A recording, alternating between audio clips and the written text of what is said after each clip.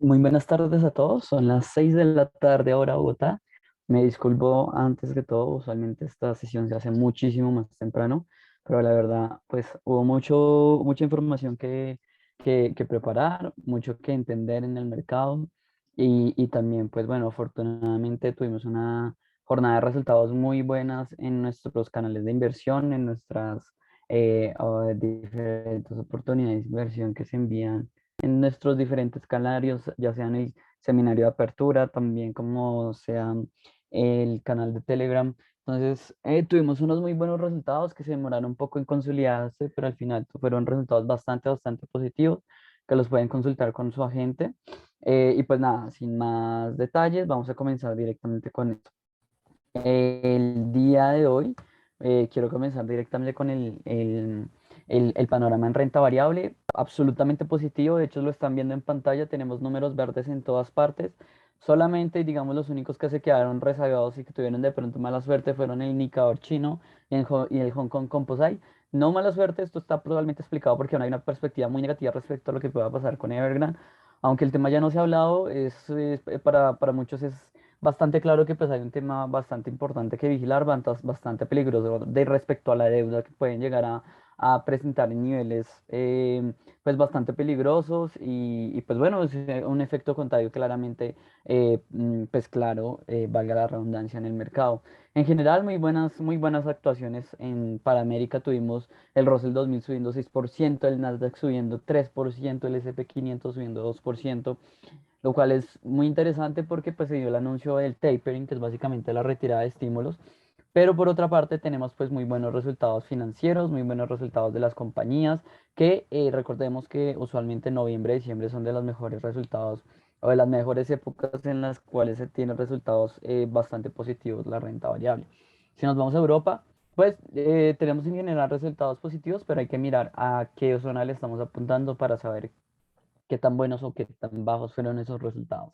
En Australia vemos un indicador bastante positivo, lo mismo que para ejemplo, para la República Checa, para Italia muy buenos resultados, pero si nos pasamos, por ejemplo, al Reino Unido o al indicador español o al indicador ruso, pues ya vemos menores ganancias, pero en general un muy buen panorama.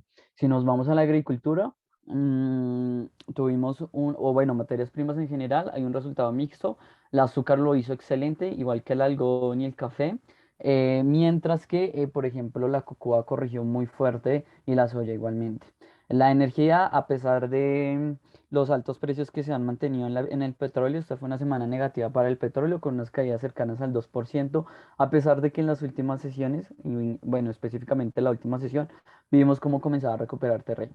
El gas sigue con su tendencia alcista y a pesar de eso, pues los hacedores de política monetaria siguen parados en su discurso de que la inflación es transitoria. Transitoria, recordemos, no tiene una definición propiamente. Podemos hablar de transitoriedad en una semana, un día, dos días, una hora, o también podemos hablar de transitoriedad en 2 años. Entonces, no es muy claro, voy a enfatizar un poco este tema, pero la energía sigue con su tendencia alcista. Si nos vamos a un escenario anual, vemos que ha crecido alrededor del 100%. Y bueno, ya voy a ser enfático en eso. Si nos vamos al tema de materias industriales, tenemos en general con movimiento correctivo. Una de las muy buenas transacciones que tuvimos esta semana en nuestro canal de inversiones fue el aluminio, y estamos inclusive, podemos continuar con esa posición, pero ya se han recuperado bastante, eh, se ha recuperado muchísimo, o sea, en términos de ganancias, de lo que se esperaba. Entonces vamos en una muy buena posición para el aluminio, como lo mencionamos en los diferentes canales, tanto en la sesión en vivo como en nuestro canal de Telegram. Si vamos a los metales preciosos, tuvimos un movimiento apreciativo, la que menor se apreció fue la plata. De hecho, fue una posición que tuvimos que cerrar anticipadamente, porque pues comenzó con un positivismo muy claro los metales preciosos y pues tuvimos que abandonar para no aumentar nuestro riesgo. A pesar de eso, pues el oro se aprecia bastante bien y el platino, pues el que mejor lo hace.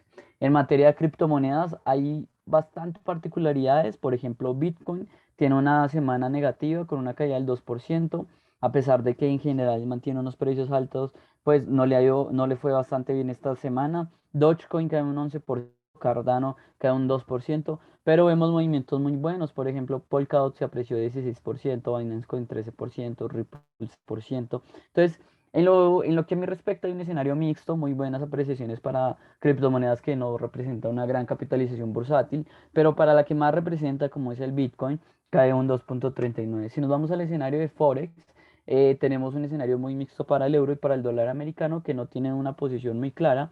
Sin embargo, la libra esterlina tiene una caída tremenda esta semana, mientras que el yen japonés, el franco suizo y divisas emergentes como el peso mexicano, el rand sudafricano se apreciaron bastante bien.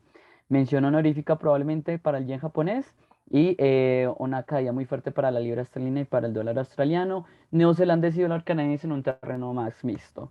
Si nos vamos a los datos macroeconómicos, vamos a comenzar desde un retroceso del día de hoy hasta el día lunes.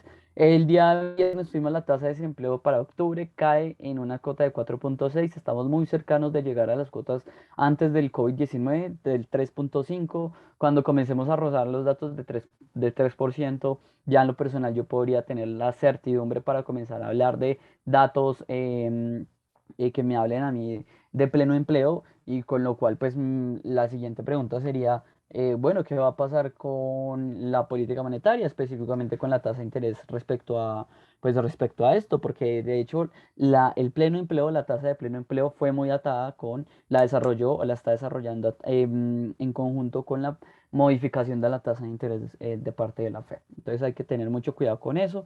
Adicionalmente, hoy tuvimos un dato muy positivo del cambio del empleo no agrícola, que tuvo un movimiento alcista muy bueno, que también es en línea con lo que pasó el día jueves con las solicitudes de beneficio por desempleo, como pueden ver. Cada vez nos vamos a los datos anteriores del 2019 y esto solo nos habla de un mejoramiento muy claro en las tasas de desempleo pues de Estados Unidos y pues yendo en camino hacia ese pleno empleo que tanto espera la Reserva Federal. Si nos vamos también al mismo día, al día jueves, tuvimos el PMI de servicios, que a pesar de que cae, a pesar de que está en una tendencia bajista, pues si se dan cuenta, solo estamos volviendo a normalizar a lo que teníamos en sesiones anteriores. Vamos a ver con cuánto termina este año Europa. En general se espera que termine con un resultado positivo, pero pues bueno, todo es de esperar. Pero en general esto no representa un peligro realmente. El PMI de la industria, lo mismo, algo muy general, lo más probable es que nos vayamos a las tendencias de antes. Mientras que no estemos cercanos a un nivel de 50, pues yo no tendría ningún nivel de preocupación por este indicador. Si nos vamos al día miércoles, el índice de precios pagados cada vez es más alcista. Teníamos una cuota bajista en las sesiones anteriores que nos daba un poco de respiro, pero volvimos a los movimientos más altos y los más preocupantes.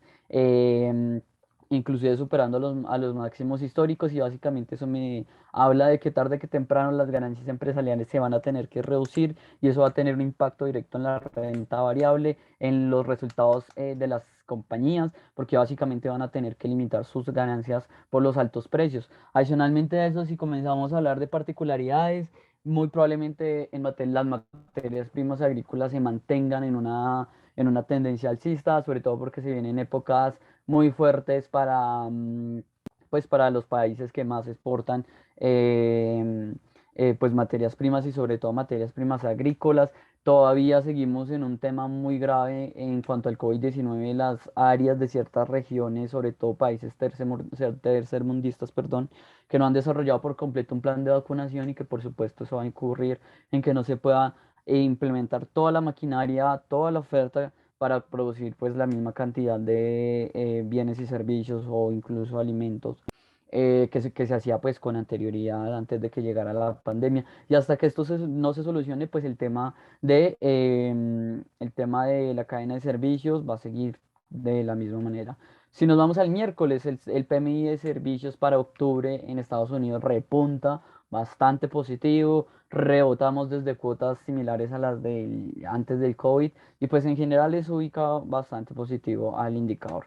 En general, ¿cuál es mi perspectiva? Probablemente, y como ya lo hemos visto de parte de diferentes organismos, vamos a vivir un periodo adicional de corrección en las economías, pero ya no vamos a tener el apoyo financiero que teníamos de parte de Estados Unidos imprimiendo billetes en gran cantidad.